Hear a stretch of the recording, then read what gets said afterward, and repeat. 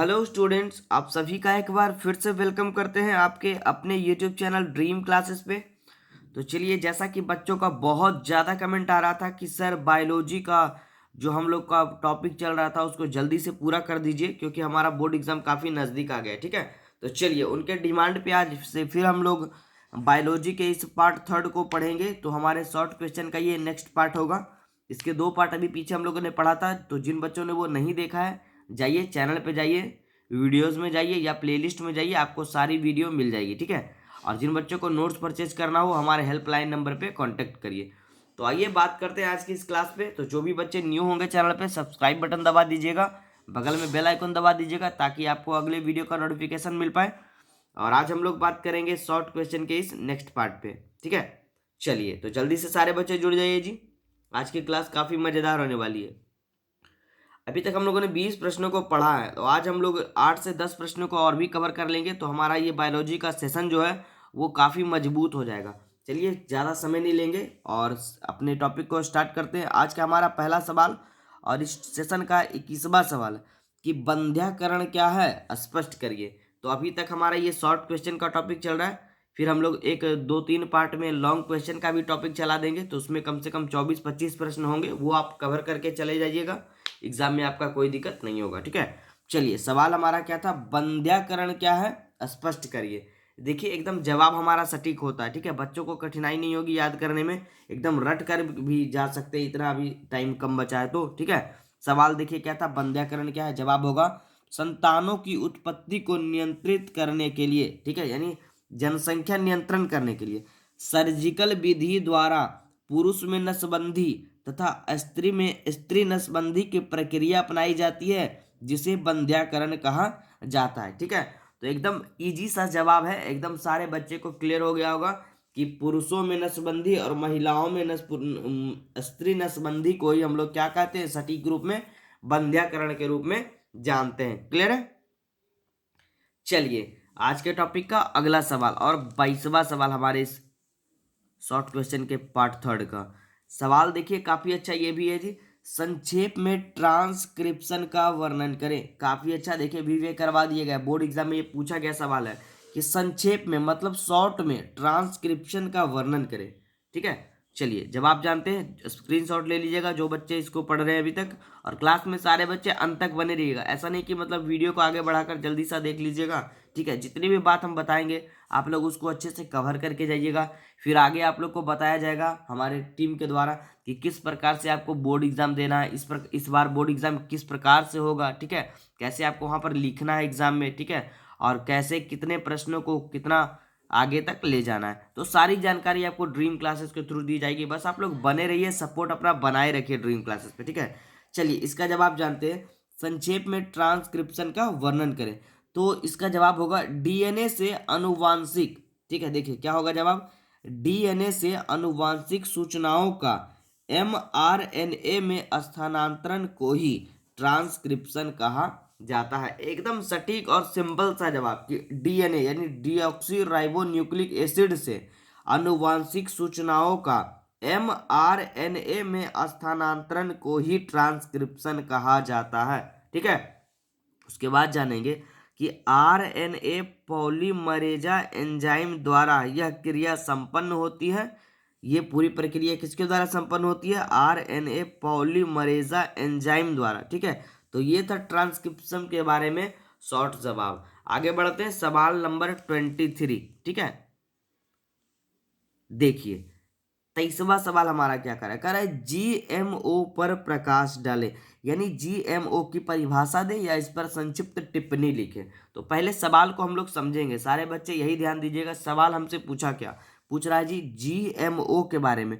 तो इसमें जवाब जानेंगे कि ऐसे जीवाणु, ठीक है, ऐसे जीवाणु एवं कवक जिनके जीन में हस्त कौशल द्वारा परिवर्तन किए गए, हस्त कौशल मतलब हाथों द्वारा, ठीक है, हाथ की कला द्वारा, समझिएगा जब आपको, ऐसे जीवाणु एवं कवक जिनके जीन में हस्त कौशल द्वारा परिवर्तन किए गए हैं जीएमओ कहलाते हैं, और इसका पूर्ण रूप जेनेटिकली मॉडिफाइड ऑर्गेनिज्म भी कहा जाता है। क्लियर है? तो एकदम सिंपल सा जवाब है कि ऐसे जीवाणु एवं कवक जिनके जिन में हस्त कौशल द्वारा परिवर्तन किया गया है। ठीक है, चलिए एकदम क्लियर हो गया होगा।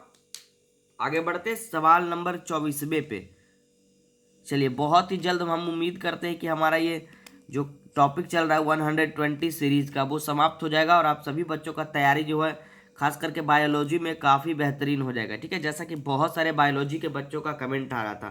ठीक है, तो उनका हम एकदम ही क्लियर करवा देंगे इस बार बोर्ड एग्जाम। चलिए जवाब सवाल है जी, अंतरजात प्रतिरक्षा पर प्रकाश डाले। ठीक है, बहुत ही अच्छा सवाल है। अंतरजात प्रतिरक्षा पर प्रकाश डाले, जवाब क्या होगा?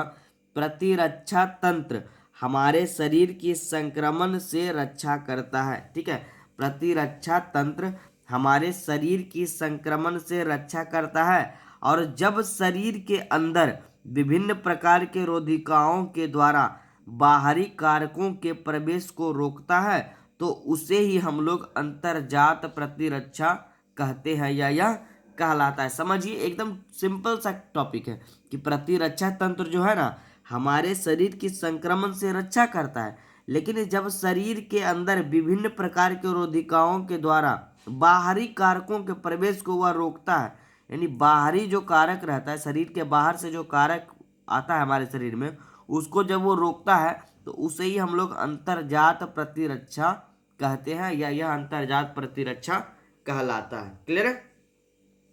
चलिए आगे बढ़ते हैं। अब देखिए हम लोग एक पढ़ेंगे बेहतरीन सवाल जो कि बोर्ड एग्जाम, ये देखिए बोर्ड एग्जाम 2013 में ये पूछा गया है। काफी बेहतरीन सवाल है जी।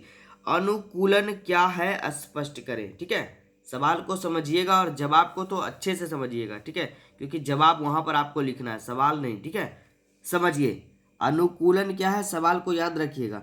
तो जवाब इसका होगा सफलतापूर्वक जीवित रहने व, ठीक है, सफलतापूर्वक जीवित रहने व प्रजनन करने हेतु किसी जीवधारी का अपने वातावरण के अनुरूप ढलना ही प्रायः अनुकूलन कहलाता है या कहा जाता है। एकदम सिंपल सा जवाब है, सफलतापूर्वक जीवित रहने व प्रजनन करने हेतु किसी जीवधारी का अपने वातावरण के अनुरूप ढलना, मतलब जैसे वातावरण ढलेगा उसी के रूप में ये भी ढल जाएगा, प्रायः अनुकूलन कहलाता है। और अनुकूलता का प्रयोग किसी ऐसे लक्षण के लिए भी किया जाता है, ठीक है, जो उसी जीवधारी को अपने पर्यावरण के अनुकूल ढलने में मदद करता है। एकदम सिंपल सा जवाब है, एकदम रट कर जाइएगा सारे बच्चे। ठीक है, इस बार बोर्ड एग्जाम के लिए ये काफी इंपॉर्टेंट है जी।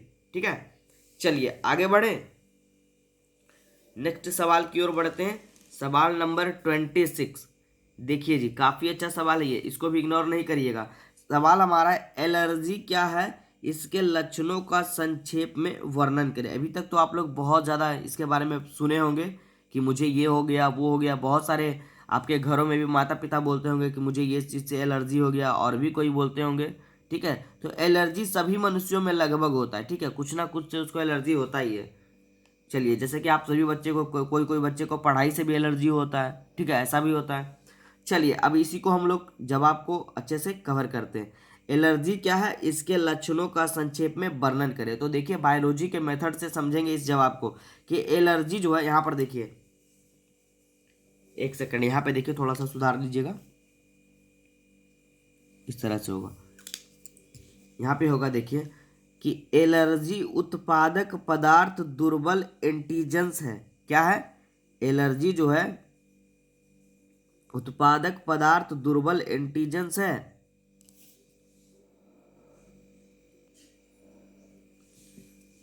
जिसे एल्जर्स कहा जाता है। क्या पढ़े हम लोगों ने?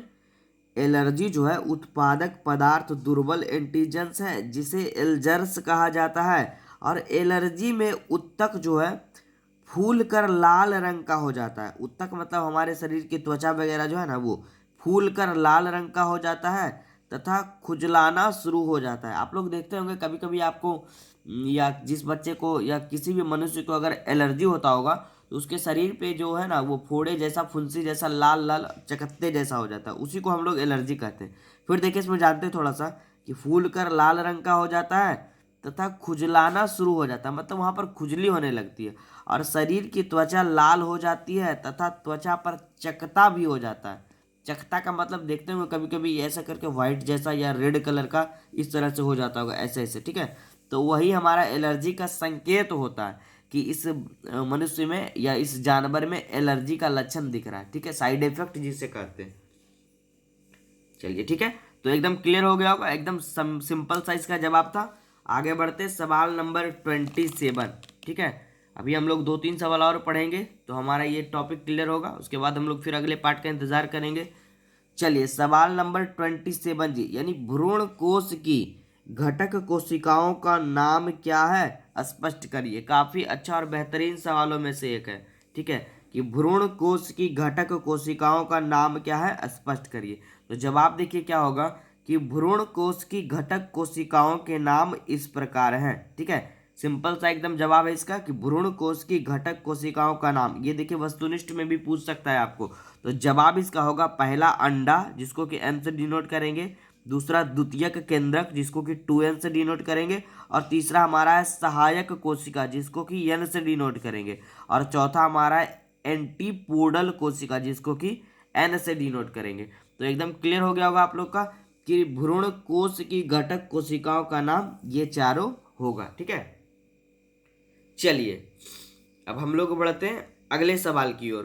तो अगला सवाल हमारा आज का अंतिम सवाल होगा, तो इसके बाद हम लोग फिर अगले पार्ट का इंतजार करेंगे, ठीक है। चलिए सवाल नंबर 28 जी, काफी अच्छा और बोर्ड एग्जाम के लिए काफी इंपॉर्टेंट है ये, कि टीकाकरण क्या है, स्पष्ट करें, ठीक है।